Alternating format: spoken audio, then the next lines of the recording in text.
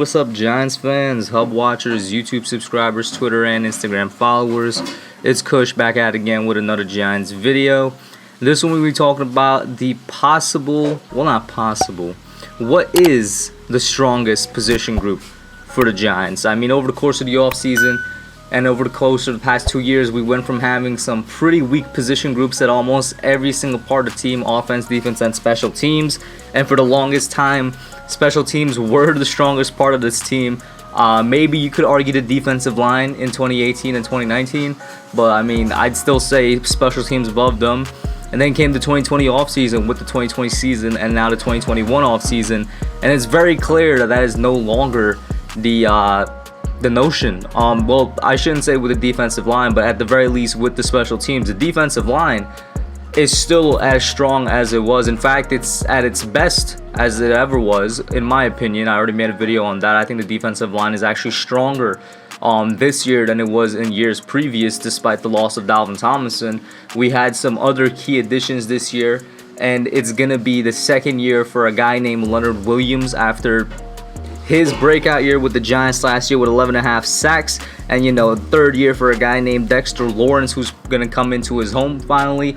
There's a lot of things going on for the defensive line. It's still one of the stronger parts of the team, but I don't think it's the strongest anymore. So where does that go? Is the wide receiving core, which also had a very great offseason for itself with the addition of Kenny Golladay and the drafting of Kadarius Toney. That alone bolsters it, along with the tight end group. The addition of tight end Kyle Rudolph, one of the veterans in the league. They have a say in this as well to potentially claim the strongest position group for the Giants. But even then, I don't think so, right? I think a lot of people would go to the wide receiving group and go to the D-line first, but in my opinion, the strongest position group for the Giants is, in fact, the secondary. And it's crazy, as Giants fans, we could sit here and say that because just, 2 years ago, it was by far the worst part of the team. Without a doubt, it was that in the offensive line. The two things you could point out that you could look at the Giants and say, all right, as an opposing team, we're going to take advantage of this part of their game plan. You're going to expose their secondary and you're going to rush the passer, because it was just easy to do for the Giants. Now with the secondary, not so much, especially after what we saw last year, and we weren't even at full strength last year in terms of health. We had a lot of injuries in the secondary throughout the year and even before the year with some cases. But the main guy here is obviously James Bradberry, the #1 corner for the New York Giants, drafted by Gelman back in Carolina. Really developed over the years, going against some of the greater wide receivers in the NFL at the time.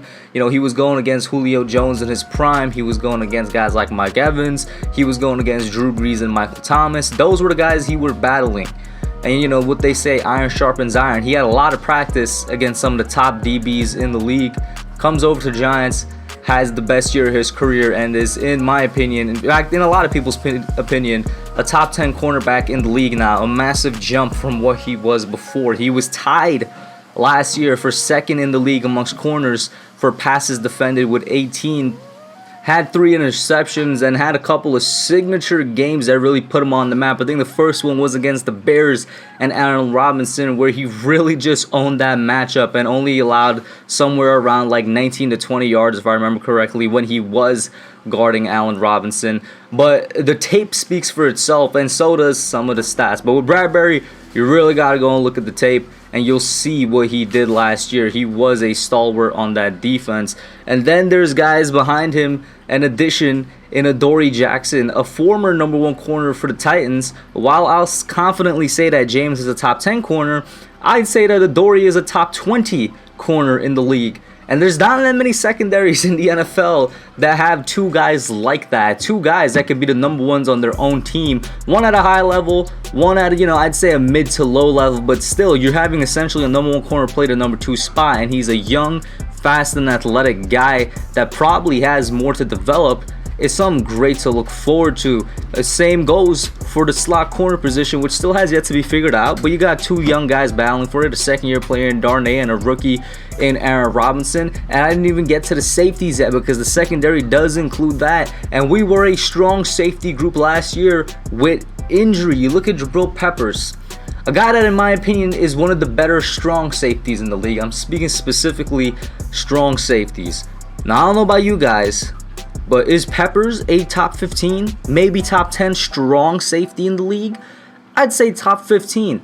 I'd say his performance and production over the years for us warrants it. With 91 combined tackles last year, a quarterback hit, and an interception, he definitely is getting up there with some of the better guys at his position. Oh, of course, I forgot to mention 2.5 sacks. You look at Logan Ryan, who was the starting free safety for us, and it's always kind of funny to think of how Logan Ryan came to this team, because he was kind of a contingency last-minute signing after what was supposed to be our starting free safety got injured. But Logan Ryan came on board and showed that even at his age, you know, for an NFL player, he was getting up there. You know, he was, a lot of people thought was coming to the tail end of his career. So he moved to free safety because, you know, he can't move as fast as he used to at the cornerback role. And what does he do for us in the first year, not only with the team, but also at that position? 94 total tackles, a sack, 4 quarterback hits, an interception, and 9 passes defended. Those numbers are very much equivalent to what he was doing as a, you know, a cornerback for the Patriots back when this guy was winning Super Bowls with the Patriots 5-6 years ago. And those are just the 2 starters at that position. What I said earlier, Xavier McKinney was injured. I think a lot of people forget just who Xavier McKinney is and was before his injury. Now, to be fair, nobody even ever saw who he was because it was his rookie year that he was injured last year. But in the 2020 draft class, Xavier McKinney was regarded and recruited as the #1 safety in that class, in a class that had a guy, the rookie sensation Antoine Winfield Jr., that, you know, was on the Tampa Bay Buccaneers. They ended up going and winning Super Bowl, and he had a good part to play in that. He was a very good safety in his first year. McKinney was regarded above him by a lot of people, and I'm not saying he's going to be that, because once again, Winfield just had that amazing first season.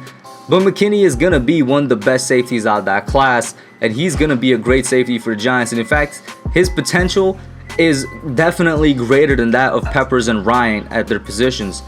And then his versatility in terms of what the Giants could do with him is going to be something really great for the secondary as well, because he's going to be playing free safety, he's going to be playing strong safety, and then they can move him to slot corner as well. He's going to be all over the field.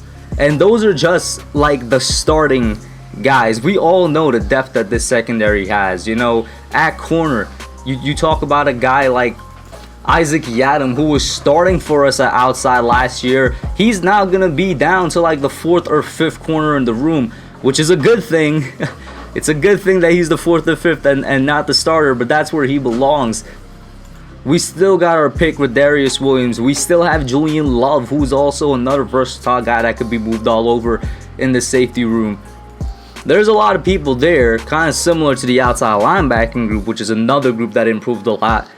But because of not only the quantity of players that the Giants have in the secondary, but the quality of them as well, I'd say it's our strongest position group on the team right now. That's it for today.